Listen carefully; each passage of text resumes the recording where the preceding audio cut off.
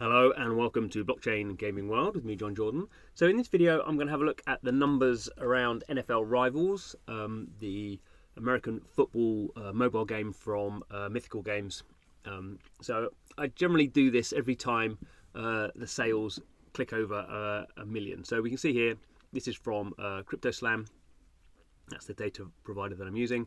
The lifetime NFT sales volume is about to hit $6 million worth. So as we'll see, this will click over to 6 million in the next sort of couple of days. And just thought it was a good opportunity to sort of see what's going on and drill down into a bit more detail. So what I've actually done is looking on this page here. So this is actually shows in obviously more detail the daily, in this case the sales volume for the NFTs, and we can see back from May 2023, doing a few thousand, maybe $10,000, $20,000 a day on good days. But now we can see as we go into 2024, the level's much higher, 24,000, 12, 13,000, and obviously you get a sort of slight peak in February, towards the end of February when the Super Bowl happens. Then we have this sort of, relatively speaking, quite explosive growth here into sort of April, May and June. And actually in June here we've had these two peaks. So this is the highest day ever, $82,000 worth of NFT sales. In a big scheme of things, that's not big, compared to some other NFT projects. But obviously NFL Rivals is a game. The sort of cheapest NFTs are, $1. There are some more expensive ones, a few $1,000s, but obviously they're not being traded very often. So we can sort of see here on this daily basis, quite a considerable jump at the end of May into June. And obviously we have we can see 31,000 in the last day, sorry. So we can sort of see it's going to take a couple of days to click over to 6 million. 6 million is just a symbolic figure. And we get an idea here of sort of sales transaction, total owners of these NFTs, how long they hold them for, buyers and sellers, and all that sort of stuff. So we can obviously look at this. And I've taken this data and put it into a spreadsheet, which is generally what I do with these sort of things. So we can sort of chop it up a little bit and see a bit more easily. So this is just the same data that we just looked at there, that I've just brought into here. So we can sort of pull out some of these graphs and see a bit more detail. So I've done this in months. Obviously, just breaks it down, make it easy to see, rather than the sort of granularity of having the days. So we can look here. This is the trading volume. So this is it shows quite clearly the increase here. So one thing to be aware of is this is measuring it in dollars. The underlying NFTs have actually been traded in the Myth token. So the Myth token obviously is volatile, and it's actually not been too volatile, I would say, at least in recent months. But it is sort of going up and down. So there is some volatility here in the underlying token price. But we can still see here, some fairly obvious trends, as in the trading volume is going up.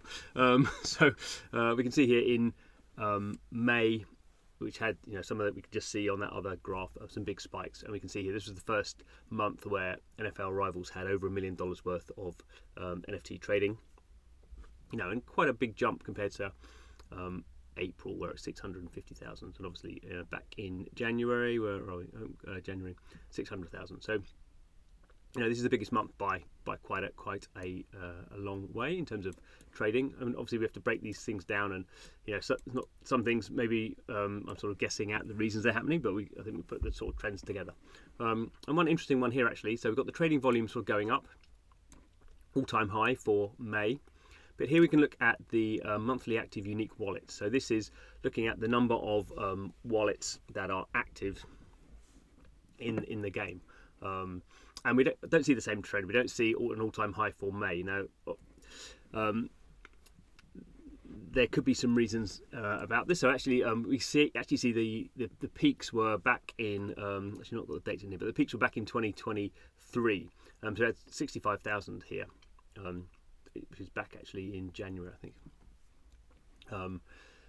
Well, actually, we can look at it, can't we? Don't have to guess.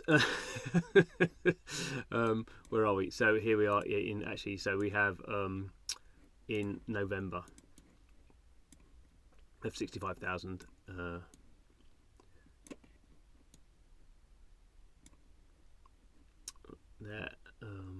and yeah. So at the end of last year, we had these sort of peaks.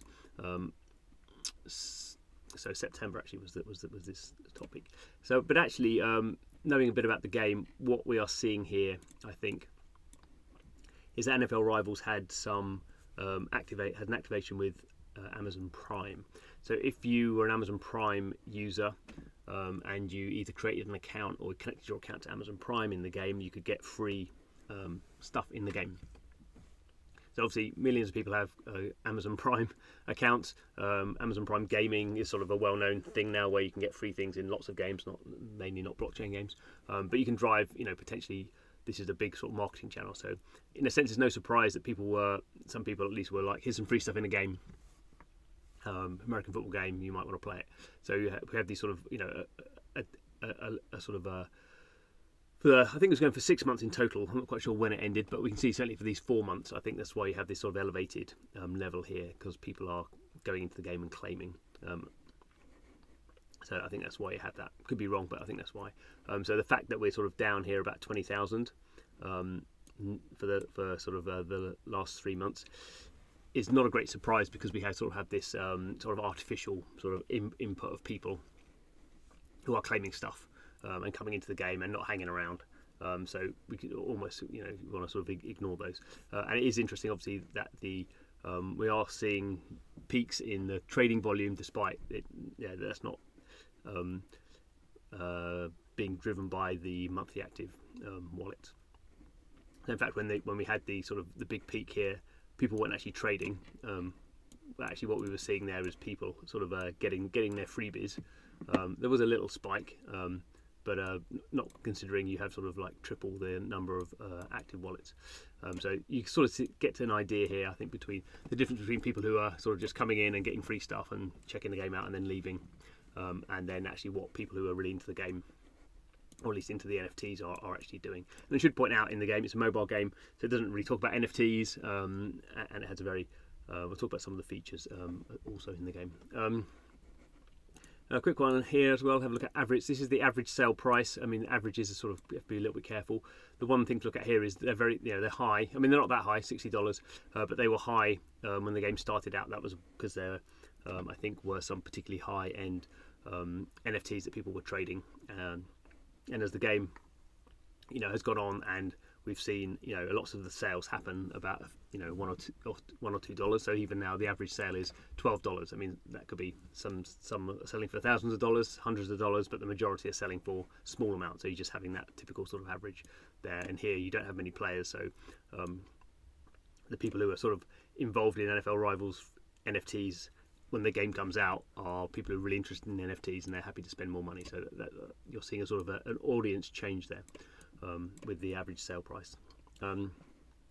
And sort of here we're looking at the unique sellers and unique buyers. So one of the things about the game is you can basically get you can sort of buy NFTs using in-app purchases. You can get NFTs in loot boxes, so you don't know you're buying NFTs. People don't know that they're sort of minting NFTs; they're just sort of getting them, and you can sort of burn NFTs to create sort of better. You can burn certain assets to create character NFTs. So even though we have, in terms of the monthly active unique wallets, is sort of about 20,000. In terms of unique buyers and sellers, that's sort of a next level up. You're not just sort of getting these an indirect way from the game. You're actually maybe not going to the marketplace, because there are ways you can buy and sell the NFTs within the game. But the sort of trend here is that I think unique buyers has been more about sort of driven by the sort of peak activity of monthly active users. So talking more about the Amazon sort of scenario. Whereas unique sellers, that's people can come in and buy these things, buy these NFTs in the game. There's an in-app sort of special in-app purchase currency that you can use, and you can buy these NFTs not using crypto at all, just using Apple Pay or Google Pay or whatever. So people can be buying these, and that's sort of the first step you do, and then maybe people just leave the game and don't realise they can sell them. So selling is I think in every case here a smaller proportion. Yeah. But we can see here that selling is actually going up. So this is something you would, I guess, if I was running a game, I would hope to see that over time. I'd never necessarily think that unique sellers are going to be more than unique buyers because it's easier to buy stuff. But what you'd want over time is as people get more used to the game and owning assets, and then having sort of weaker players that they want to sell because they want to buy newer players, then they're going to start sort of selling those players to buy sort of new ones, and they're going to understand the sort of trading nature of the game.